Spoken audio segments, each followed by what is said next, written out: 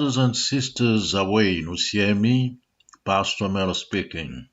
In the name of Tatanzambi Amazulu, Creator of heavens and earth, the one who anointed me to be your servant and get you prepared to go back to Zion, Kongo nTotela, Luvuvamu, peace be with you. Today, Tuesday, October 13th, 2020, is a great day. It marks the 103rd anniversary of the Sun Dance in Fatima, Portugal, which took place on October 13, 1917, before the astonished eyes of around 100,000 spectators. This phenomenon, unique in the annals of the history of humanity, was organized by the Most High Himself. It was in order to announce to the world the secret return on earth of His beloved Son, the latter being the center of the Scriptures, the center of human chronology.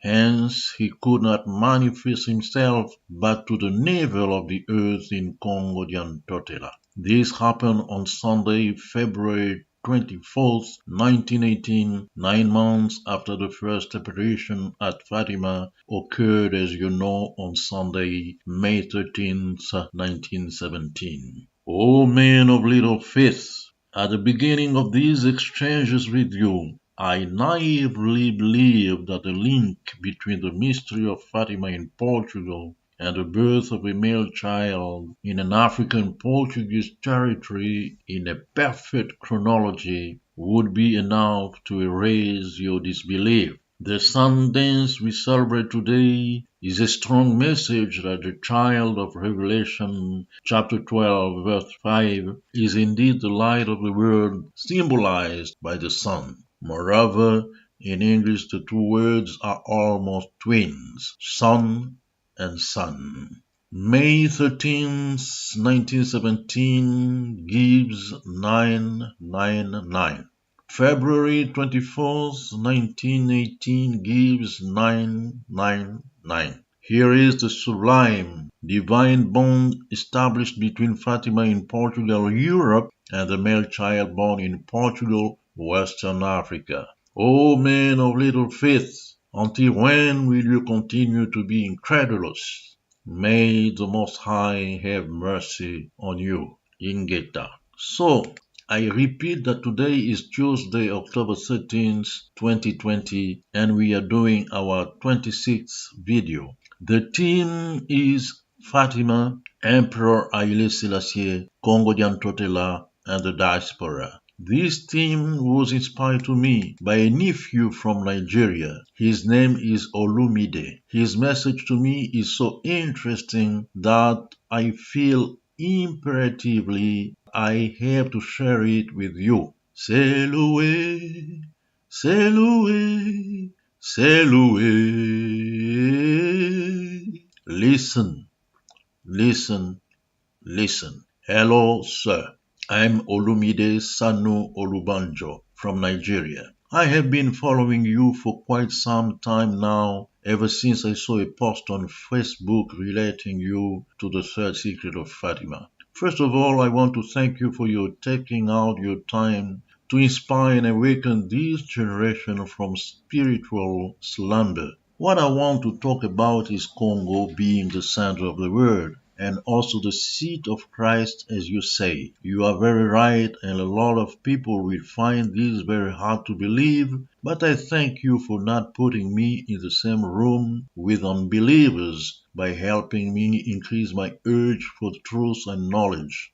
I saw a picture of the true map of Africa in the office of Emperor Haile Selassie, and I have been seeing it for so long, but I never paid too much attention to it until today.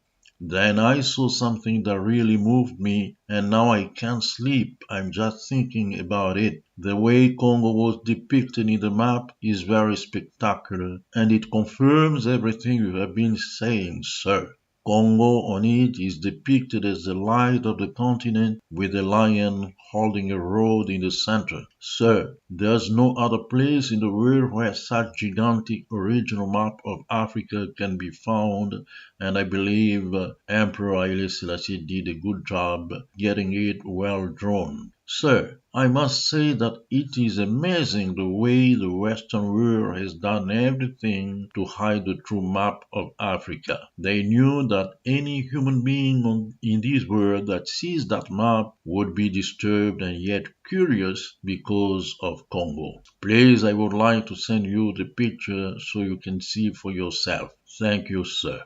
Matondo Masaka to this young brother, my nephew, whose image you can see on this video. Now I'm going to tell you why the message conveyed by this picture of Emperor Haile Selassie, with the map of Africa on the wall of his office, Kongo nTotela lighting up the heart of the African continent with the Lion of Judah holding the scepter of royalty is huge. Advertiser will tell you that a picture is worth 1,000 words. Ingeta. What is the subliminal message that the Ethiopian Emperor sends to the world?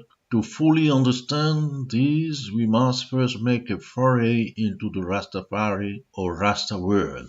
The Rastafarian movement was born in the 1930s in the United States and in Jamaica. Southern leaders of the cause of the blacks, Marcus Garvey in particular, thought that the only true Bible was that of the origins, that of biblical times. They also advocated a return to Africa for the descendants of slaves from Africa, African Americans, West Indians. What people ignore is that Marcus Garvey from Jamaica was well informed of the miracles accomplished by Simon Kimbangu, a powerful prophet appeared in Belgian Congo in 1921. Garvey then got down to relaying and spreading among the diaspora Simon Kimbangu's message in the Isles afar off, Jeremiah chapter 31, verse 10, and in the United States. When Rastafari Makonnen, Haile Selassie, was crowned Emperor of Ethiopia in 1930, the Rastas considered him to be the Messiah responsible for bringing them back to the Promised Land, Africa, because according to tradition, Haile Selassie was a descendant of King Solomon and the Queen of Sheba. Furthermore, Ethiopia was the only African country never to have been colonized by Europeans. To realize how important Haile Selassie was at that time, take a look at this picture. You will see the young Queen of England, Elizabeth II, ruler of a huge empire far more powerful than insignificant Ethiopia, bowing together with her husband Prince Philip to Haile Selassie in Ethiopia. The Queen of England had never done such an act of allegiance to anyone on earth. Haile Selassie is therefore considered by millions of people around the world to belong to the lineage of King David through King Solomon and the Queen of Sheba. The worship of the Rastas towards the Ethiopian Emperor comes from this fact. In a forthcoming video, we will break down the message of the Rasta in connection with Fatima. All I can say for the moment is that what is happening today, once we know that the 400 years of captivity ended in 2019, was foretold by Jamaican prophet Marcus Garvey, who spoke of the rise of the Messiah in Africa. The Rastas just confused Ethiopia and Ethiopia. While the first term refers only to ancient Abyssinia located on the Horn of Africa, the second refers to all African countries south of the Sahara. Haile Selassie in this picture tells you, dear diaspora, dear world, do not look in the wrong direction. Do not fix your eyes on the horn of the African rhino, but in the heart of Africa in Kongo nTotela. This is where the Messiah must manifest himself. As depicted in video number 23, the Messiah is to sit on the circle of the globe, in other words, on the equator, the equilibrium point of the earth. Isaiah chapter 40, verse 22.